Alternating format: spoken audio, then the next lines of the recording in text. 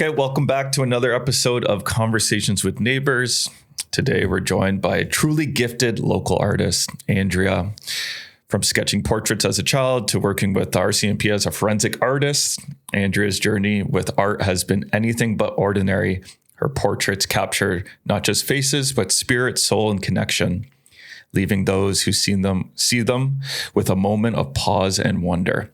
We're going to dive into her story, her inspirations, and the beautiful work she creates that have touched so many lives. Welcome to the show. Thank you so much for having me. Okay, so let's start with your journey with art. You know, I got from drawing family and friends as a child to becoming a forensic artist with RCMP. Mm-hmm. Tell me about that story. Yeah. So as a child, I always loved sketching faces. I would have magazines and picking out different, usually it was like cologne ads with, really up close pictures of models. And so I was kind of obsessed with the human face and trying to replicate, the facial anatomy and stuff like that. And I always dreamed of being a forensic artist to, sketch suspects or rebuild someone's face from their skull. And so in 2002, I joined the RCMP and began my career with them. And after a few years in 2013, I was finally able to get the forensic artist training out at the Canadian Police College. Wow. Yeah. So that's kind of a little bit of my journey, but art has always been a part of my life. Creating is, really, really important to me. And I love celebrating other people by, painting their portrait. And, yeah. What do you think it is about faces and portraits that you've kind of dove so deep into? I love that you can't explain it. It's just like you said, you're obsessed. I am. I'm a bit of an anatomy nerd. Okay. So in my everyday job as a forensic investigator, there are times where I have to go to autopsies. And so I learn a lot about the human body. But that doesn't really answer your question, does it? But it's the uniqueness for me. It's everyone's unique spirit and their look and that challenge of trying to encapsulate both of those things. Yeah. So I guess you can't help it but always be looking at people's faces. Yeah, you have no idea. Yeah, it's a blessing and a curse. A little bit. Yeah, for sure. So is there a transition point from the forensic side of it into kind of creating portraits like on a commission basis? Like what's that flow of it? Yeah. So mostly, like we were mentioning earlier, I painted one of the local MPs, Dawn Gallagher Murphy. I have so much respect for that woman. She does such a great job. Really wonderful spirit. And I just really wanted to honor her. And that's, a lot of my art is about honoring and empowering. Yeah. Walk me through the process of doing a commission piece, how do you think about it? What's your process for it? Right. Great question. Recently, I was asked to paint my friend's husband, and I said I would love to paint your husband, but I have to meet him first. Because I really like to get a full picture about the subject that I'm about to paint, right? And so usually I meet with the person or I know them already, and I usually will ask for a plethora of photos of that person, and I usually pick my favorite or something that kind of clicks with me. And luckily, most of my clients just say, here's the photo, do whatever you want.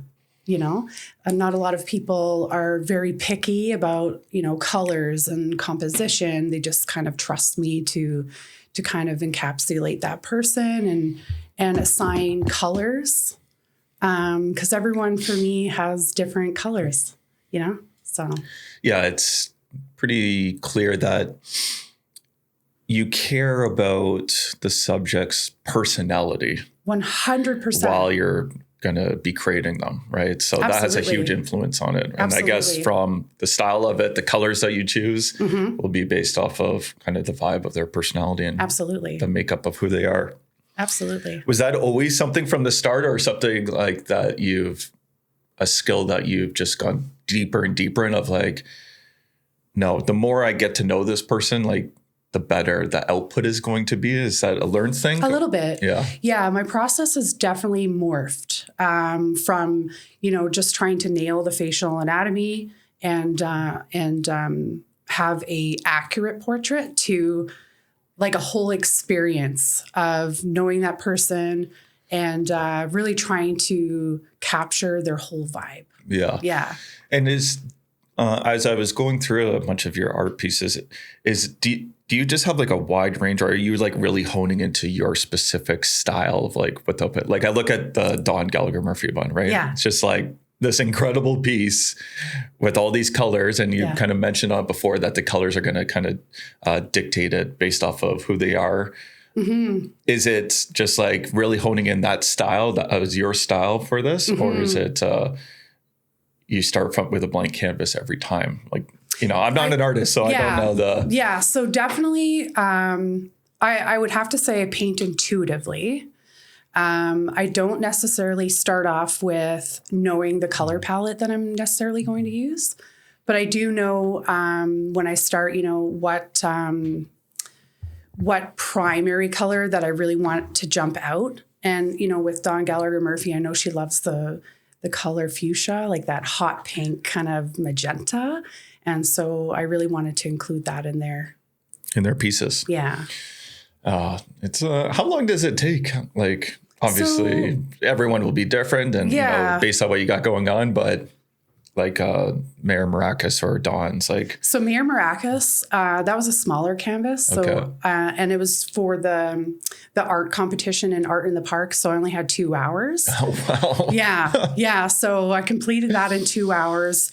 The one of Don Gallagher Murphy was about 7 hours. Wow. Yeah. Wow. Yeah. And typically when I do paint, I start and then I just completely zone out. I'll paint for 8 hours and not even realize 8 hours went by. It's such a joy. Like I get so into it and it's so great. And so you could tap in like a flow state pretty quickly. Yeah. Where time disappears. I think I have my ADHD to thank for that, like hyper focus. Yes. And I don't like to necessarily start a painting and then pick at it every day for a week. I like to just get it all out. Yeah, be fully immersed in it. Yeah. It's definitely, I feel when you say it like the ADHD, it's just like da-da-da-da. But then once you are honed into the thing, like time disappears. It does. It really does. What role does being in nature affect your creativity? Oh, it has everything to do with my creativity. I'm sure you noticed in my portfolio that I paint a lot of animals. I love to honor different animals and showcase them in a way that, not necessarily people would immediately think of. For an example, I painted a gorilla who used to reside at the Cincinnati Zoo. His name is Harambe. And he was unfortunately put down after a child went into his enclosure. But when we think of gorillas, we think of wild, massive, aggressive beasts. But I wanted to showcase Harambe in a very humane, gentle way that, you wouldn't necessarily contemplate a gorilla as a gentle, calm creature. But I saw a picture of him with his face in his resting on his fist. And I just thought the humanity in his face was so incredible. And I wanted to capture that. Yeah. That's beautiful. So your clients, they describe somewhat emotional reactions when they receive it. Like Camille, who commissioned a portrait for her daughter's 13th birthday. Yes. How does it feel to know that like your work can kind of create this emotion from people? Oh, it's pure joy. It's the highest of highs. I get to connect with people that way. I get to honor people that way. And when someone does have an emotional reaction, it's just, it moves mountains. Yeah. Yeah. Do you have a core memory like that you could share with us? I'm sure that there's lots, but, thinking of like presenting a finished painting to someone and having their reaction. Well, one of the, again, back to Dawn Gallagher Murphy, her reaction was so amazing. She was so blown away. And, she was at a loss for words. And so that was really, really incredible. But those kinds of reactions are it builds relationships, and connection. And I love connecting with other people. Yeah. Yeah. You said that your collection represents moments of humanity. Can you expand on what that means to you? Yeah. So back to, that was my first solo show up at the Sutton Gallery, was a collection of 14 different animals. And it was my way of showing their humanity, like the Harambees and tigers and bees. And, I even painted one of my German shepherds, and it was a portrait of him with his tongue hanging out. And he had this like huge gregarious smile on his face. And, I think that we can see humanity in almost any being, Yeah, for sure. It's I love talking to creative people, right? And how they kind of see the world, right? I think us as humans, we're all like creators, but when the people actually have that as their true outlet, right? I think it's a gift to be able to express it like that. And definitely, it's always interesting to, hear their views on their perspectives of like how they see the world. So like, what's next for you? What's the vision of upcoming shows, projects, collections? What's the extended version of the goals and dreams? And yeah, so a few things on the horizon. One thing that I am constantly thinking about, praying about, wanting to see to fruition is creating an art school for children. So I am in talks with a few people. We're trying to figure out, the wheres and whens and hows and all of those things. So that's at the forefront for me. And in the meantime, I have been doing a lot of mural work. I just recently, I'm still in the process of completing a 40-foot mural for Lake Simcoe Soccer. I just did an ice cream mural for EM's Ice Cream up in Sutton, which turned out really great. I keep getting phone calls because people are seeing these murals and they're getting really excited. And